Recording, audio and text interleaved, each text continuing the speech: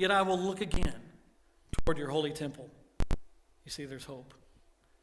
The engulfing waters threatened me. The deep surrounded me. Seaweed was wrapped around my head. To the roots of the mountains I sank down. The earth beneath barred me in forever. But you, Lord my God, brought me up from the pit. When my life was ebbing away, I remembered you, Lord, and my prayer rose to you, to your holy temple. Those who cling to worthless idols turn away from God's love for them. But I will shout praise. I will, with shouts of praise and grateful praise, will sacrifice to you. What I have vowed, I will make good. I will say salvation comes from the Lord. Now you think about that and the prayer that man, that Louis Zamperini said in that boat. He said, God, if you save me from this, I'll do whatever you ask me. Now, before we go on into this, the end of this thing, I want you to know that Louis Zamperini, while he faced many years of PTSD and faced so many other things, and I was talking with Devin, and he knows a lot more about this because he actually read the book in a class, and they kind of delved into this. But he had PTSD for several years. But I didn't know this till Devin said this, but he actually gave his heart to God at a Billy Graham crusade. The big tent revivals that Billy Graham started out with, Ernie Zamperini was a product of that. And he gave his heart to God, and in later years, Ernie Zamperini was actually an evangelist and was telling people about God. So he did make good on his promise that he made to God because God had saved him. So, things we need to notice about Jonah's prayer. And this is going to go by pretty quick. Things we need to notice. First of all, no matter how dark things got, Jonah trusted God would hear him. You see, sometimes we get into a place in our lives that we feel like, God, you're just not going to hear me from this spot. There's no way you can hear me. But verse 1 and 2, God answered him. From inside the fish, Jonah prayed to the Lord his God. He said, in my distress I called to the Lord, and he answered me. From deep in the realm of the dead I called for help, and you listened to my cry. You see, no matter how far he ran, no matter how far he tried to get away from it, he still cried to God. No matter how deep he had fallen, he still prayed to God. From the depths of the belly of the fish, it was not his voice God heard, but it was his heart. And you see, I think that's what happens sometimes. We feel like God doesn't listen to us because of how deep we've gotten ourselves. But it doesn't matter how deep, because it's not the voice that God hears. It's the heart. And when the heart is ready to turn, it cries out to God. The second thing we notice is he reflected on his position. Verse 3 and 4, you hurled me into the depths, into the very heart of the seas, and the currents swirled about me. All your waves and breakers swept over me. I said, I have been banished from your sight, yet I will look again toward your holy temple. You see, his position was, he was desperate. That was his position. His position was he had fallen into the dark oceans. The heart of the seas, the waves and the breakers swept over him. His decisions had put him in a situation that he had no control over and could not get himself out of. He was helpless. He was being thrown about without any control. How many times in our lives do we feel like we are so helpless? And we don't know why until finally we realize the position that we put ourselves in. When I think about those waves, I think about a time when I was in Trinidad. And there's this little beach called Maracas Bay in Trinidad. And we happened to be there. We were singing over there. And it was just like a little cove. The mountains came right down into the water. Beautiful, beautiful place. And that's where I learned to body surf. And you think about this body surfing. I was skinnier back then. And the guys from California were telling me, hey, all you got to do is straighten out, get stiff, and put your arm out, and this one down. This is all I remember. Now, whether this had anything to do with it, I don't know, but that's what they told me. They were probably laughing at me saying, look, he's doing what we told him. But I mean, it was awesome, man. We come in on those waves. Well, the waves throughout the day started getting larger and larger to where they're like 12, 15 feet high. I mean, they were massive. They started putting the red flags out to where if you got outside these flags, the water was going to suck you right out into the ocean. So we had to stay between. Well, by the time I'm hearing this, I mean, here's a boy from New Mexico, and the biggest beach I'd ever seen was White Sands, and there wasn't much water around it. And I'm sitting there thinking, okay, this is scary. I see red flags. That's a red flag in my life. I'm staying on the beach. Okay. But one of those times when I was body surfing, I remember that wave coming in so hard, and I think about this as Jonah's down in the deep, and see, before the fish comes and gets him. And I think about how crazy that must have been, because, I mean, when I was on the surface, this wave came crashing in, and it slammed my face onto the sand. It had sucked the water out, and my face went down, and I couldn't turn quick enough to let my body just kind of roll with the wave, you know. And it caught me, and it caught my legs. My legs wrapped all the way back around, and I actually felt my heels hit my head. Now, guys, there's no way I'm that flexible these days, and I wasn't that flexible back then, but the wave had enough power that it did that to me. And I hurt for several days because it felt like it just ripped all my abs out, okay? But that's how powerful these waves are. I can't imagine what it's like down at the bottom of the ocean and being in that kind of depth. Folks, sometimes we need to realize our position before we can turn to God. But the third thing, I just say condition, position. That was the position. But when I think about his condition, verses 5 and 6, it says, the engulfing waters threatened me, the deep surrounded me. See, I already said that. Sorry, I'm losing my place. When I'm using this, it's kind of trying to be like Chris. But the thing about his condition, here was his condition. He was banished from God's sight. He was surrounded by the deep. The seaweed was wrapped around. The roots of the mountain, the deepest a soul can get. And I don't know about y'all, but when I think about the deepest a soul can get, I think about depression. I think about things like that get us so down that we can't think. And he says he was imprisoned. He said the earth barred him in forever. It was dark. He couldn't see ahead. He couldn't focus on a way out of his situation. You see, when we put ourselves in a situation like that, when we have left God's plan for our lives, we cannot see clearly to make the correct choices to get ourselves back. This condition Jonah was in is the condition we put ourselves in when we leave God out of the decision-making processes in our lives. The fourth thing, he reflected on the reality of God's grace. Folks, the only way out is through God. The only way out is to turn back to Him. The last part of verse 6 and verse 7 says, but you, Lord my God, brought my life up from the pit. When my life was ebbing away, I remembered you, Lord, and my prayer rose to you, to your holy temple. You see, he remembered God. He prayed to God. He reached out to God. His heart cried out to God. And he realized now at this point, because of God, that there was a way out. Then I think one of the coolest things is in the next verse, he starts testifying. He says, those who cling to worthless idols turn away from God's love for them. He's basically given them a warning. He's given people a warning. He warns against turning away from God, and he used his experience to help others. Now, when I think about that, I often have people ask me, why am I going through this? Why am I going through this situation? I guarantee you there are things that happen in our lives, things that happen in your lives that sometimes we don't understand. But I guarantee you that later in life you're going to find the reason, because I believe that God allows people to hurt so that they can help those who hurt in the future. Because there's things I've been through that other people don't understand. There's things that you've been through that other people don't understand. But when we find somebody who is in that situation, because of the experience we've had, because of what God has done in our lives, because of what God has allowed in our lives, God uses us to help them through it.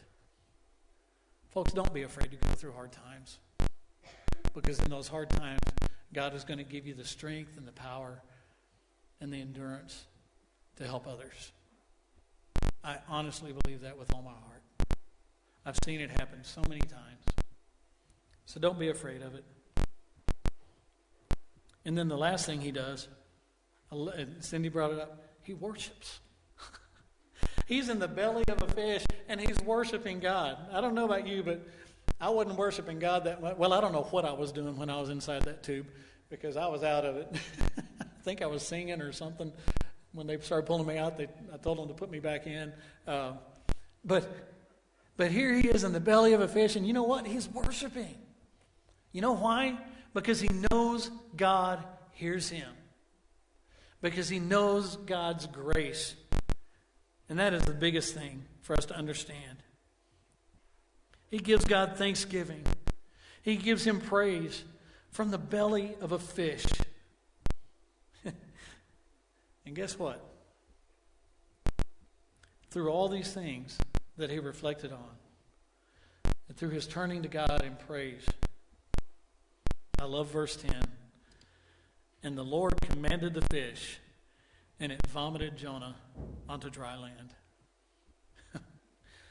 Folks, I don't know. I look at that picture right there, and the face on the guy looks like, what just happened to me? But you know what? How many of you would relish in the thought of being vomited by a fish? Well, folks, I guarantee it depends on what you've been through when you're there. I don't know. I can't fathom what it would have been like for Jonah. But yet, he praises God from that situation. The fish. So I guess my message to you is, in short, is don't be a puke. Okay, some of you laughed, some of you didn't. But you know what? Don't get yourself in the position to where you have to be vomited out of the situation. But it was because of God that Jonah was able to be vomited onto dry land. That fish could have vomited him anywhere. But he set him out on dry land. And Jonah was safe. Sometimes we don't understand the way God gets our attention. Like I said, in this case, it was incredible that he used a fish. And I thought about that as I was reading this week, and I saw one of the commentaries. It said this, and I love this thought. Think about what a fish's mouth is used for. There's only one thing a fish's mouth is used for. What is it? Anybody? To eat. I mean, he's got to eat somehow, right? I mean, the water goes through his gills, everything else, but the mouth, it's used for one thing. The mouth is used to do one thing, and that is to destroy life. But God used the mouth of a fish to preserve life. Our God is a God of irony. He uses things we would never dream of to get us out of situations that we would just no question God's method sticks to grace, because it comes in all forms. Sometimes it comes in forms we don't understand. Let me ask you this. Because what is your belly? Where are you at right now? It might be something small. In that situation, you're in the belly of a fish. It might be something, whether you're backsliding, whether you're rejecting God's plan in your life, or whether you're refusing to serve in an area that you feel God calling you to. Is there something in your life that is hidden so deeply that you can't let it go, and you're stuck in that belly? Because wherever you're at, He can get you through. What keeps you from following God? What keeps you from His plan? Could it be fear? Could it be selfishness? Could it be pride? Feelings of self-worth? Folks, whatever you're facing right now, do these things. Just as Jonah did in chapter 2. Reflect on the fact that God hears you. Reflect on your position and what got you there.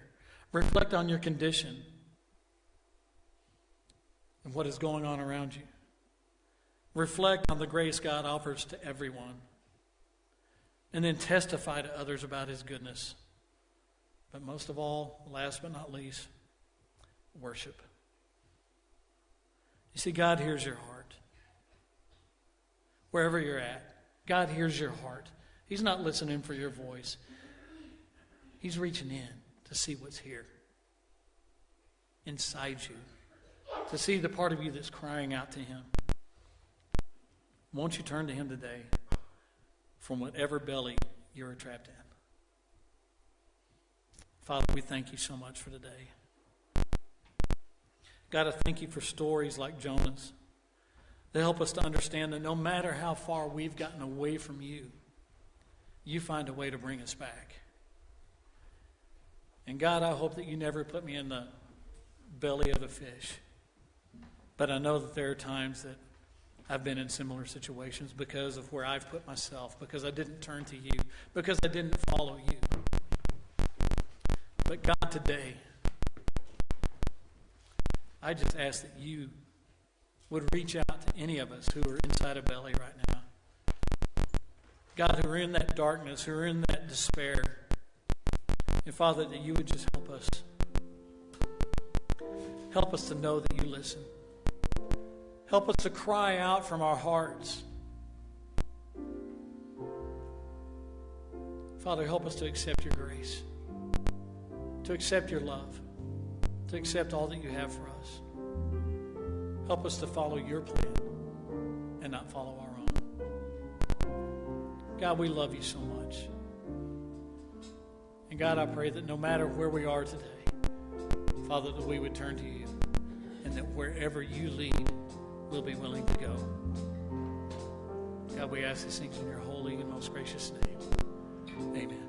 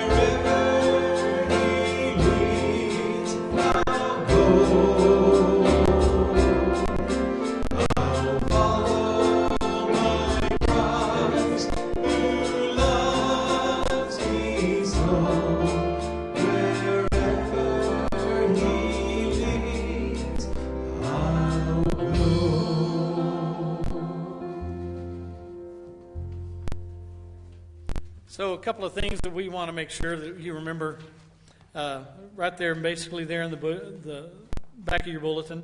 Annie Armstrong offering, please remember that. Remember that this coming Wednesday, is mission night. And the meal is going to be chicken strips, but this is when we put all the boxes together for Bread of Life Ministries the next day. And so we're going to need all kinds of volunteers for that night as well as Thursday morning. So if you can be here, please come and be a part of that ministry. Get your kids signed up for camps. They're all listed there. There's all the sign-up sheets and everything are on the website and everything, correct? Right. They just need to call and sign up for Okay. the kids ones. I think Okay. there is a link for the youth camp. Okay, good deal. All right, so be sure and look at those things. And other than that, I know that on the 3rd of April, is it in here? I don't see it, but 3rd of April is going to be a big day. Got the Pinewood Derby and car show and all that kind of stuff. Well, it was a blast last year.